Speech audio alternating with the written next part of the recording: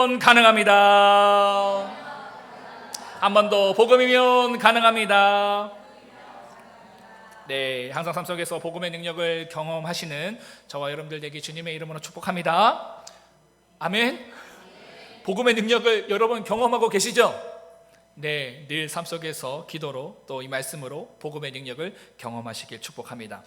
자신의 탐욕을 이루기 위해서요, 하나님께 묻지도 않고 아람 왕 베나닷을 자기 마음대로 풀어준 아합은요, 결국 하나님께 죽게 될 것이다 라는 무서운 심판의 말씀을 듣게 되었죠. 여러분, 그렇다면 우리가 이처럼 하나님께 심판의 말씀을 듣게 된다면 어떻게 해야 합니까? 우리 하진이 이렇게 하나님한테 너 죽을 거야, 너 잘못하면 혼나 라는 그 말씀을 들으면 어떻게 해야 돼요? 어떻게 해야 될까요? 고민하고 있어요. 이따 끝나고 대답해 주면 돼요. 어떻게 해야 되냐면 여러분, 회개해야 합니다. 그러니까 죄를 뉘우쳐야 한다는 거예요. 하나님 잘못했어요, 이젠 그러지 않겠습니다. 회개하면 된다라는 겁니다. 그러면 되는 거예요. 그럼 어렵지 않습니다. 그럼 나에게 주어지는 그 심판의 말씀이 떠나가고요, 나에게 다시금 축복의 그 말씀이 주어진다라는 것이죠. 그런데 아합은요, 회개하지 않았습니다. 하나님의 말씀에 기분 나빠했고요, 그 말씀을 무시했습니다. 그리고는 계속해서요, 탐욕 가운데에 거하면서 나봇의 포도원까지 빼앗고 말았던 것이죠. 이런 아합을 향해 하나님께서 다음과 같은 말씀을 하셨는데, 다 함께 열왕기상 21장 21절을 읽도록 하겠습니다. 열왕기상 21장 21절입니다. 시작. 여호와의 말씀이 내가 재앙을 내게 내려 너를 쓸어버리되 내게 속한 남자는 이스라엘 가운데의 맹인자나 노인자를 다 멸할 것이요. 하나님의 심판이 이제는 아합 자신뿐만 아니라 그가 사랑하는 가족 전체까지도 미치게 될 것이다 라는 하나님의 심판의 말씀이 주어졌다라는 것이죠. 이런 하나님의 말씀 앞에서 아합은요, 다음과 같은 반응을 보입니다. 다 함께 21장 27절도 읽도록 하겠습니다. 시작. 아합이 이 모든 말씀을 들을 때에 그의 옷을 찢고 굵은 배로 몸을 동이고 금식하고 굵은 배 위에 누우며 또 풀이 죽어 다니더라. 할렐루야. 아합이 이제야 하나님 앞에서 회개했던 겁니다. 그의 이런 회개는요, 다행히 늦지 않았습니다.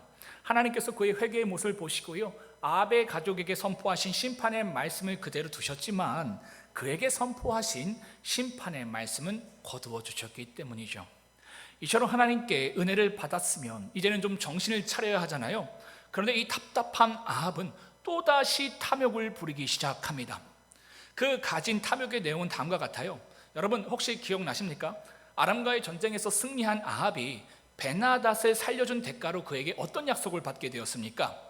다 함께 열왕기상 20장 34절 상반절을 읽겠습니다. 시작. 베나닷이 왕께 아뢰되 내 아버지께서 당신이 아버지께 빼앗은 모든 성읍을 내가 돌려보내리이다.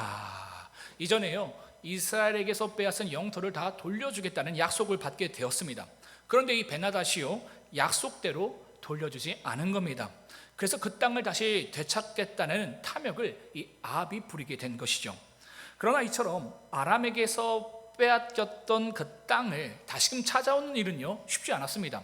왜냐하면 현재 이스라엘이 가진 그 군사력이요, 아람을 도저히 이길 수 없었기 때문입니다. 이것이 아합에게 있어서 큰 고민이었던 거예요. 가지고는 싶은데 가지지 못하는 겁니다. 그것 때문에 굉장히 또 고민하고 있었어요. 그러던 중에 나봇의 포도원을 갖지 못해서 아합이 고민했을 때에 그때 누가 나타났습니까? 기억나십니까? 그의 아내 이세벨이 나타나서 어떻게 해줬어요? 이러한 아합의 탐욕을 이루어졌던 것처럼요, 이번에도 이러한 아합의 탐욕을 이루어줄 만한 사람이 그에게 나타난 겁니다. 그 사람은 바로 남유다의 왕 여호사밧이었다라는 것이죠. 여러분, 여호사밧이 누군지 기억나십니까? 여호사밧은요, 남유다에서 종교 개혁을 일으키고요, 사회 정의를 적극적으로 실천한 사람이었습니다. 그래서 여러분, 성경을 보면요, 하나님께 칭찬받은 남유다 왕이 몇 안 되거든요. 근데 그중 한 명이 바로 누구였냐면 이 여호사밧이었다라는 것이죠. 그러니까 신앙적으로 보았을 때 굉장히 훌륭한 사람이었다라는 것이죠. 그렇다면 이처럼 신앙의 모범생이라고 할 수 있는 여호사밧이 왜 신앙의 문제아라고 할 수 있는 아합을 만나러 온 것일까? 왜였을까요? 왜냐하면요, 그 둘은요 사돈 관계였기 때문입니다. 이처럼 남유다 왕 여호사밧이요 이 북이스라엘의 왕 아합과 사돈이 된 데에는요 이유가 있었습니다. 그 당시 북이스라엘이요 남유다보다 강했기 때문이에요. 그래서 이 여호사밧은요 북이스라엘과 이 불필요한 마찰을 피하고 싶어서 또 나라의 안정과 평화를 꾀하기 위해서 결국 자신의 아들을 이 아합의 딸과 결혼시킨 겁니다. 앞서 설명드렸던 것처럼요 여호사밧은 나름 하나님 앞에서 신앙의 정의감도 있었고요 열정도 있었던 사람이었습니다. 그런데 그런 그에게 단 하나 아주 큰 흠이 있었는데 그것은 관계의 문제였습니다. 다 잘했어요. 예배도 잘 드리고 섬김도 잘하고 다 잘했어요. 근데 관계의 문제가 있었던 겁니다. 함께 교제하면 안 되는 그 사람과 교제하고 어울렸던 것이죠. 이러한 잘못된 관계 때문에 여호사밧은요 삶 속에서 당하지도 않아도 될 인생의 위기를 당하게 되었고요 하나님께 책망까지 받게 됩니다. 여러분 관계 잘하시기를 바랍니다. 관계를 잘한다는 것은 뭡니까? 모든 사람과 잘 지내는 것이 여러분 관계를 잘하는 것이 아니에요. 그것은 세상의 가르침입니다. 신앙 안에서 관계를 잘한다는 것은 하나님이 원하지 않는 사람과는 교제하지 않는 겁니다. 나랑 코드가 너무 잘 맞아요. 내가 갖고 싶은 것을 그 사람이 가지고 있어요. 우리가 결혼할 때 특히 그렇잖아요. 나에게 없는 것이 있는 사람, 그죠? 그 사람 보면 끌리잖아요, 그죠? 근데 그 관계가 하나님이 원하지 않는 관계예요. 하나님이 원하지 않는 관계를 어떻게 할 수 있냐? 그 사람과 교제하는 것을 통해서 내가 하나님과 멀어지고 있다면 그것은 하나님이 원하지 않는 관계입니다. 그러나 내가 원하는 것이 없어요. 나랑 코드도 잘 안 맞는 것 같아요. 근데 그 사람을 만나면 하나님과 가까워지는 거예요. 그러면 하나님이 원하시는 관계입니다. 물론 우리 박미영 목사님도 참 예쁘시고 참 좋지만 제가 가졌던 이상형과는 좀 달랐어요. 우리 박미영 목사님도 저로 달랐어요. 서로 달랐어요. 근데 제가 박미영 목사님을 만나고 어떤 걸 느꼈냐면 하나님과 가까워지는 걸 느끼는 거예요. 제가 하나님과 더 사랑하는 자리에 가는 걸 느낀 거예요. 그래서 제가 결혼하자고 하여튼 난리를 쳤습니다. 3개월 만에 결혼해 보려고 노력을 했는데 우리 박미영 목사님은 그 당시 교회 남전도 행사, 여전도 행사에 있어서 교회 행사 때문에 결혼을 못 하겠대요. 그래서 그걸 늦춰서 6개월 만에 결혼을 했습니다. 여러분 어떠세요? 잘 결혼했죠? 그죠? 네. 그런 거예요, 여러분. 관계를 잘한다는 것은요 아닌 것 같은데 박미영 목사님 보면서 좀 긍휼의 마음을 갖고 계신 것 같은데 이거 좀 이 분위기지 뭐지?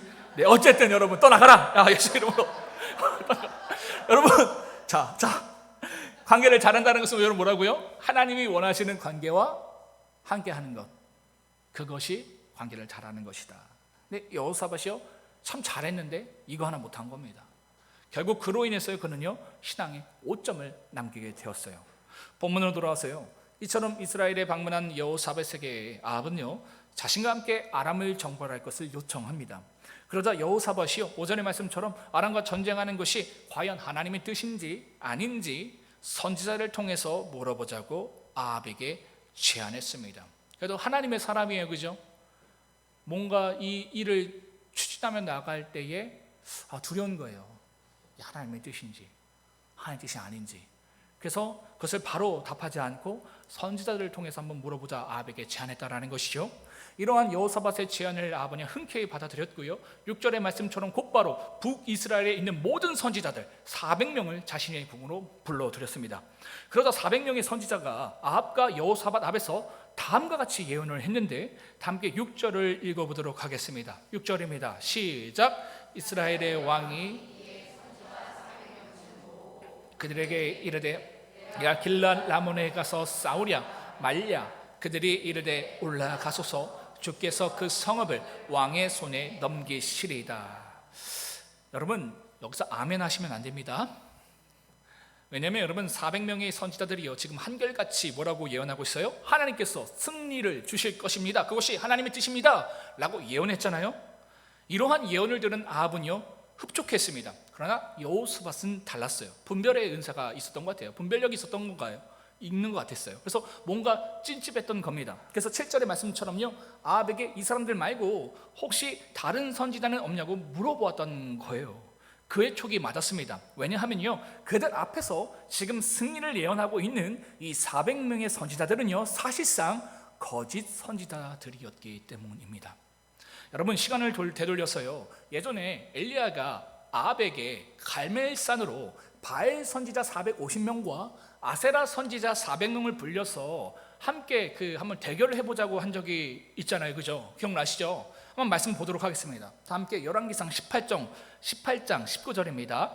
시작. 그런즉 사람을 보내 바알의 선지자 450명과 아세라 선지자 400명을 갈멜산으로 모아 내게로 나오게 하소서. 이렇게 요청을 했어요. 근데 그때에 갈멜산으로 바알 선지자 450명은 참석했지만 아세라 선지자 400명은 어떤 이유에 있었는지는 모르겠지만 참석하지 않았습니다. 그래서 850대 1로 싸운 게 아니라 사실상 450대 1로 싸운 거예요. 그러니까 이 싸움 가운데서 바알 선지자 450명은요, 그 자리에서, 그 현장에서 모두 처단되었습니다. 근데 그곳에 오지 않았던 아세라 선지자 400명은요, 여전히 북이스라엘에 남아서 선지자로 활동할 수 있었는데, 바로 그 살아남은 아세라 선지자 400명이요, 오늘 본문에 등장하고 있는 거짓 승리를 예언하고 있는 400명의 선지자들의 정체였다라는 것이죠.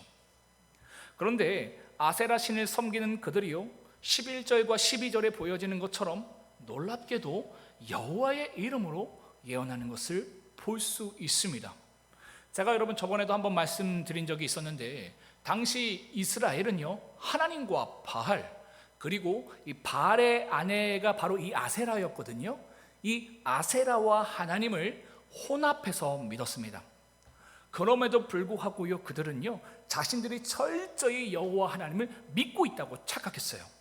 겉으로는 여호와의 이름을 말하고 있었지만 실제로는 바알과 아세라를 함께 섬기며 우상을 섬기고 있었던 겁니다.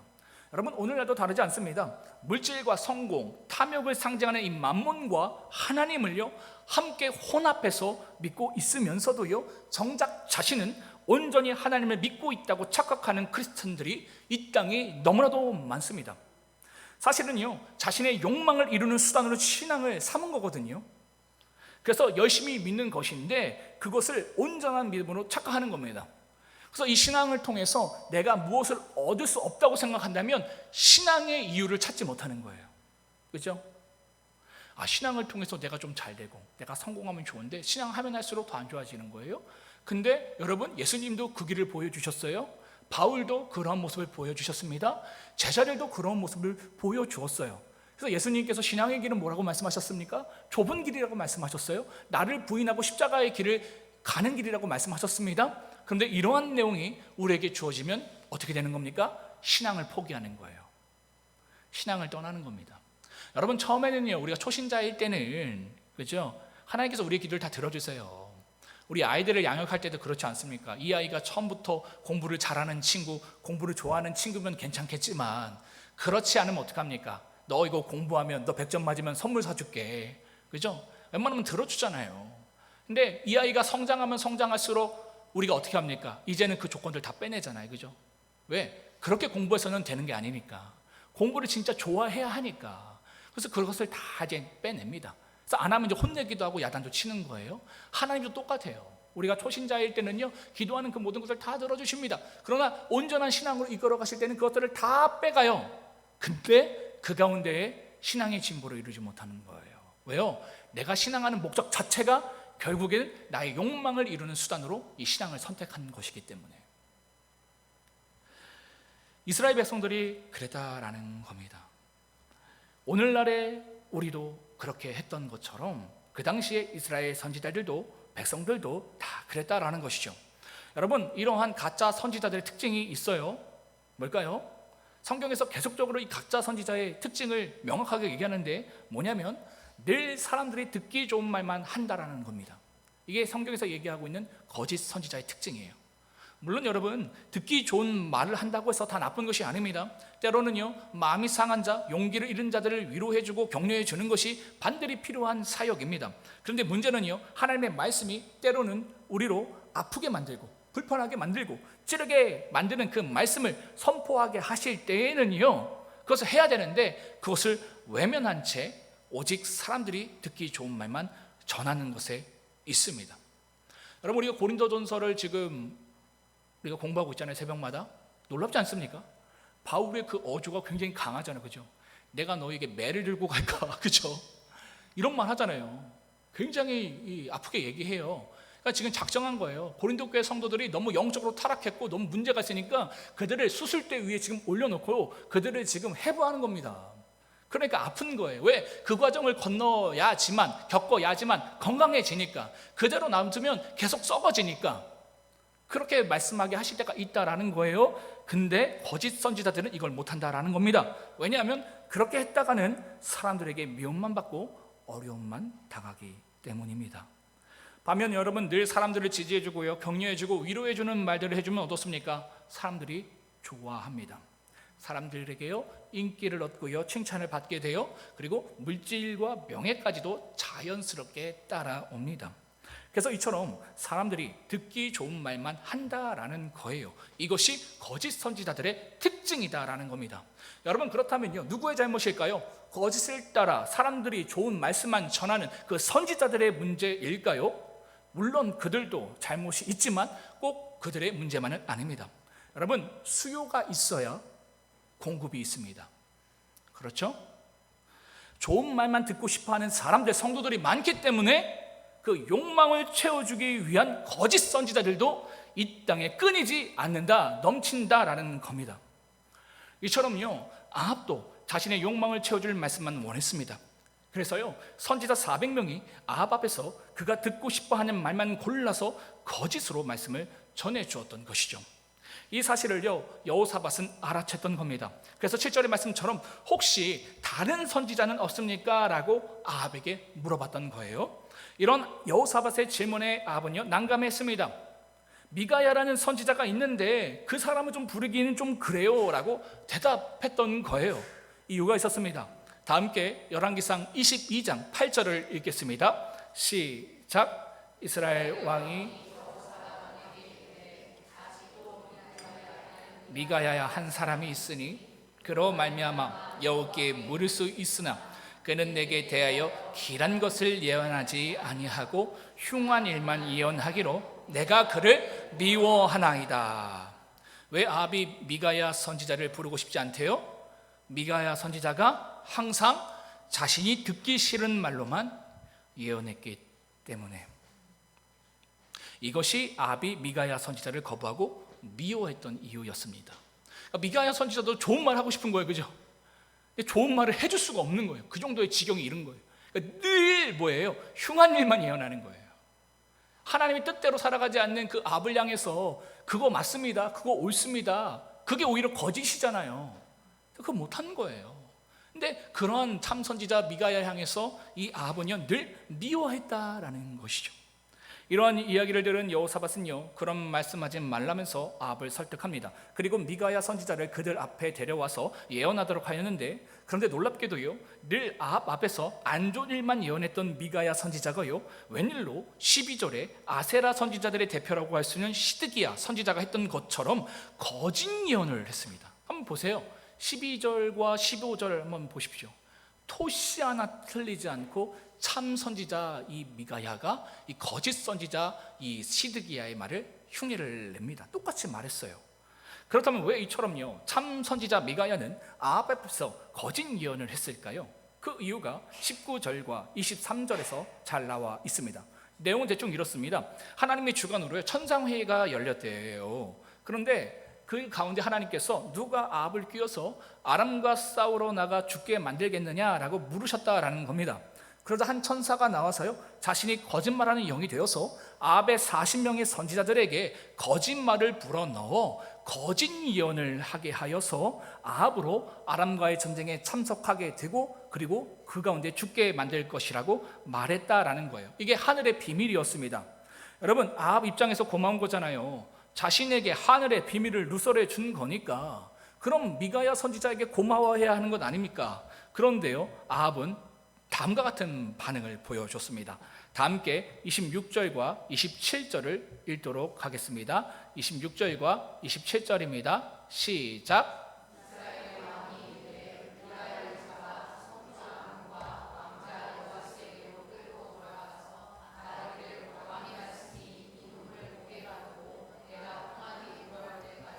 고생의 떡과 고생의 물을 먹으라 하였다 하라. 무엇입니까? 이러한 진실을 전해준 미가야를요, 감옥에 가두어두고 고문하고 먹고 마실 것도 주지 말라라고 명령했다라는 것이죠. 이처럼 미가야를 감옥에 가둔 아합은요, 결국 여호사밧과 함께 아람과 전쟁을 준비합니다. 그런데 여러분, 재밌는 모습이 보여져요. 이처럼 아합이요, 겉으로는 미가야가 전해준 예언의 말씀을 완전히 무시한 것처럼 행동했지만요, 사실은 내심 이 미가야 선지자의 말이 마음에 걸렸던 겁니다. 우리도 그럴 때 있잖아요, 그죠? 하나님의 말씀을 들었을 때에 막 겉으로 보기에는 막 거부하고 막 실증도 내고 그래요. 근데 내심 맞는 것 같은 거예요. 늘 맞았거든요.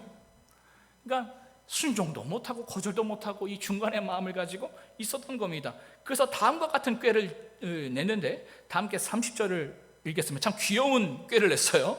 한번 30절을 읽겠습니다. 시작. 이스라엘 왕이 전쟁터로 들어가려고 하노니 당신은 왕복을 입으소서 하고 이스라엘 왕이 변장하고 전쟁터로 들어가니라. 여호사밧에게는 뭐라고 한 거예요? 왕복을 입으래요. 그리고 자신은 어떻게 해요? 병사처럼 변장하고 전쟁에 나아갔다는 겁니다. 여호사밧이요, 이거 했게요, 안 했게요? 했어요. 참 이게 멍청한 사람 같아. 그래서 우리 다음 시간에 여호사밧을 한번 살펴보려고 하는데, 아니 신령한 척을 혼자 다 해놓고, 그죠? 뭐 하나님의 뜻을 물어봅시다 해놓고는요, 예언도 들었잖아요, 그죠? 근데 뭐예요? 나가면 죽는다고 하는데 바울은 그래도 꾀를 내서 아유, 나는 지금 병사 옷 입고 갈 테니까 당신은 왕복을 입으소서. 근데 여호사밧이 그것을 받아들였다라는 겁니다. 아합은 여러분 끝까지 자신의 탐욕과 죄된 계획을 포기하고 싶지 않았기에 이처럼 꾀를 쓴 겁니다. 우리랑 참 똑같지 않습니까? 그러면 하나님의 뜻과 계획도 뒤집어 버릴 수 있다고 생각했던 거예요. 혹시라도 미가야가 말한 것처럼 아람과의 전쟁에서 패하여도요, 이러한 조치를 통해서 최소한 전쟁에서 죽게 될 것은 피할 수 있을 것이라고 굳게 믿었던 겁니다. 참 귀엽죠, 그렇죠? 하지만 그것은 어디까지나 그의 헛된 바람이었습니다. 그가 자신의 탐욕을 계획대로 실행하며 나아갔던 전쟁터에서요, 34절의 말씀처럼 무병의 변사가 무심코 쏜 화살이요, 그가 입은 갑옷 솔기를 맞췄고 그로 인해 심한 부상으로 말미암아 과다출혈을 결국 사망했기 때문입니다. 여러분, 갑옷 솔기가 뭡니까? 갑옷과 갑옷을 그 잇는 이음새예요. 아주 조그만한 틈입니다, 그죠? 근데 뭐예요? 그 틈을 관통하고 화살이 꽂혀서 그가 죽게 되었다라는 겁니다. 여러분, 우리에게로요, 하나님의 진노를 피할 수 있다고 생각한다면 그것만큼 어리석은 것은 없습니다. 그런데 문제는요, 우리가 아합처럼 자꾸 그렇게 할 수 있다고 착각한다라는 거예요. 그래서 오늘도요, 자꾸 머리를 쓰고 꼼수를 부리려고 합니다. 여러분, 분명히 말씀드립니다. 거기에는 답이 없습니다. 거기에는 평안이 없고요, 하나님의 진노만 있을 뿐입니다. 그렇기 때문에 여러분, 이처럼 하나님의 말씀이 선명하게 나에게 주어지고 있다면, 지금 여러분 이 하나님의 말씀이 여러분들에게 선명하게 주어지고 있는 거예요. 그럼 다른 말 필요 없습니다. 그때는요, 두말 할 것 없이 하나님 뜻 앞에 나의 욕심과 뜻과 계획을 내려놓고 포기하는 겁니다. 그럴 때 비로소요, 우리에게 임할 하나님의 진노가 멈추고 오히려 그 진노가 하나님의 축복으로 바뀌게 된다는 것을 잊지 마시길 바랍니다. 여러분, 왜 아합은 미가야가 전해준 참 하나님의 말씀을 듣지 않았을까요? 그것은 그 말이 듣기 싫은 말이었기 때문입니다. 지금 이 말씀 들으시면서 듣기 싫으신 분 계시죠? 왜 듣기 싫은 말일까요? 그 말씀이 자신의 욕망과 탐욕을 채워주는데 전혀 도움이 되지 않았기 때문입니다. 그런데 그토록 듣기 싫어했던 그 말씀은 사실상 그에게 있어서 좋은 소식이었다라는 것이죠. 왜입니까? 미가야가 전해준 그 말씀이 그의 영혼과 그의 삶을 사망의 권세로부터 건져낼 수 있는 유일한 말씀이었기 때문입니다. 여러분, 좋은 소식은요 되게 이렇게 옵니다. 듣기 싫은 소식으로 들어와요. 듣기 싫은 좋은 소식. 이게 사실 복음이잖아요, 그죠? 복음이 여러분 듣기 싫은 좋은 소식인 거 아시죠? 그죠? 주님을 만나고 주님이 내 삶의 왕이 되어주시면 우린 구원을 얻는데요, 영원한 생명을 얻는데요, 좋은 소식이잖아요. 근데 전제가 있다니까요. 내가 이전에 왕 삼았던 그걸 내려놔야 돼요. 내 감정, 내 계획, 내 가정, 그죠? 세상의 가치, 그건 내려놓고 주님을 왕 삼으라고 하려고 하니까 힘든 거예요. 예전에 대충 그걸 버무려서 나갔거든요. 하나님께서 그걸 추적해 가시는 거예요. 아합처럼 내려놔. 근데 뭐예요? 싫은 거예요. 그래서 거부합니다. 여러분 기억하십시오. 복음은요, 정말 좋은 소식은요, 이와 같이 듣기 싫은 내용을 함께 포함해서 우리에게 주어진다라는 것, 여러분 그것을 잊지 마시길 바랍니다.